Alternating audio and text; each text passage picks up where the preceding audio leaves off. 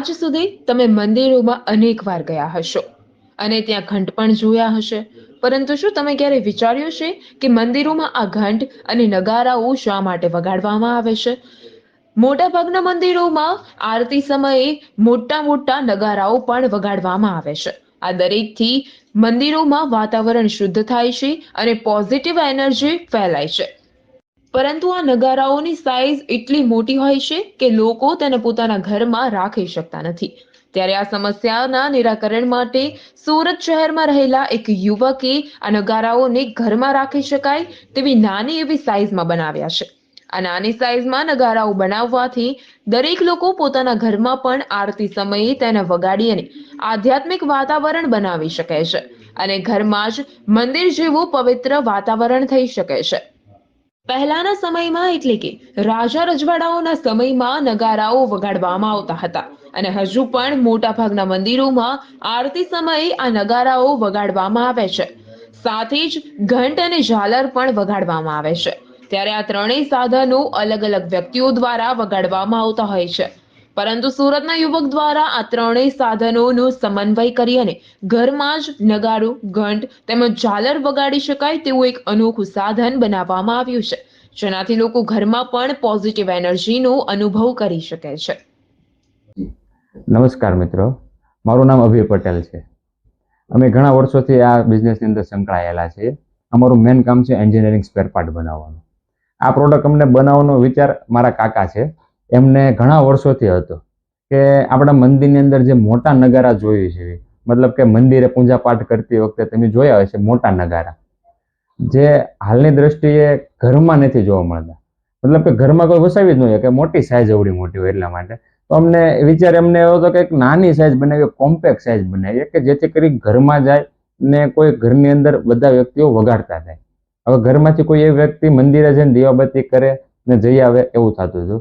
તો એમને વિચાર હતો કે નહીં ભાઈ, આ ઘરે મૂકીએ, 5 વ્યક્તિ બધા છે, બેસે કાઢવે અને પૂજા પાઠ કરે. તો એ કોન્સેપ્ટ લઈને આવ્યા હતા અને વર્ષોથી તો અમે છોકરાઓ ધ્યાન દેતા નહોતા બહુ. પછી અમને એમ થયું કે નાના ભાઈ કાકા છે કે છે તો એમાં થોડાક ઊંડા ઉતરીએ ને અમે શરૂઆત કરી આ બનાવવાની. ને આ એક પ્રોડક્ટ બનાવી પછી અમને તમારા પ્રત્યેથી, મતલબ કે બધા ગ્રાહકોથી, કસ્ટમરથી અમને પ્રતિસાદ સારો મળ્યો, કે રિસ્પોન્સ સારો મળ્યો કે અમે આ જે બનાવી બહુ સારા રિસ્પોન્સ છે, બહુ સારા પોઝિટિવ વાઇબ્સ પણ આવે છે ને પ્લસ કે બહુ સારા જે લોકોના ઘરમાં મૂકી છે ને એ બધાના ઘરમાં આધ્યાત્મિક વાતાવરણ થઈ જાય, મતલબ કે વગાડો તે આધ્યાત્મિક વાતાવરણ થઈ જાય.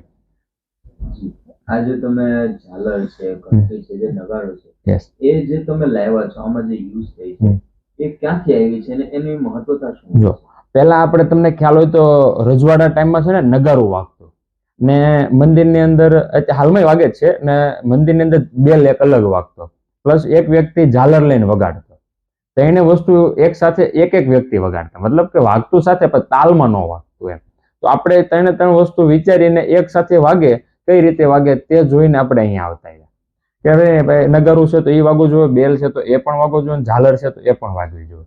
ને ત્રણે વસ્તુ વાગવાથી એક ધ્વનિ તમને સંભળાય. બેલનું કામ શું છે કે એક તંગ એવો અવાજ આવે કે લોંગ ચાલે, તો એનાથી તમારા મનની જેટલી પણ શક્તિ, નકારાત્મક શક્તિ છે ને દૂર થાય ને તમને પોઝિટિવ વાઇબ્સ મળે ને એમ હકારાત્મક ઉર્જા ફિલિંગ અંદર આમ એનર્જી આવી જાય એવું લાગે. મંદિરે જઈને તમે ટંગ સાંભળજો, એ વસ્તુ ઘરમાં નથી થતી. ઘરમાં શું કામ નથી થતી? બીજી લાઈફમાંથી તમે દોડીને એવા સિટીમાં રહેતા હો, બધે રહેતા હો, તો એક રણકાર નહોતો નીકળતો. એ વસ્તુ આમાં દીધી. પ્લસ ઝાલર, ઝાલર એક તમે વગાડો, બ્રાસની, પિત્તળની, મતલબ જે આવે બ્રાસ સાંભળો તો તમને થોડોક બોધો અવાજ આવે પણ મીઠાશ વાળો અવાજ આવે કે તમને સાંભળવો ગમે.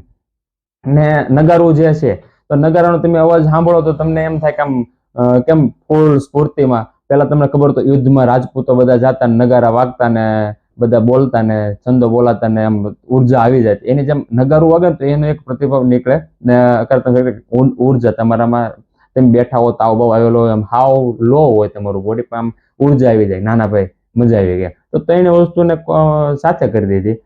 ઘરે વગાડીએ, હાવ આખા દિવસના થાકેલા હોય, બધે કામકાજ કરીને આવ્યા હોય સાહેબ આપણે, ને બેઠા હોય ને ભાઈ 5 મિનિટ જો આ વાગી જાય ને આરતી કરીએ, તમને એમ થાય કે ઘરે બેઠા બેઠા હું મંદિરમાં બેઠો છું ને હું દીવાબત્તી કરું છું, એવું તમને ફિલિંગ થાય. ને આ રણકાર, નગારું પ્લસ ઝાલર ને પ્લસ બેલ, જો એ તમે સાંભળી જાઓ તો તમને એમ થાય ના ના, હું મંદિરે બેઠો બેઠો દીવાબત્તી કરું છું ને મસ્ત પોઝિટિવ વાઇબ્સ આવવા મળે, નકારાત્મક શક્તિ વહી જાય ને આખું ઘરનું વાતાવરણ છે ને આધ્યાત્મિક થઈ જાય.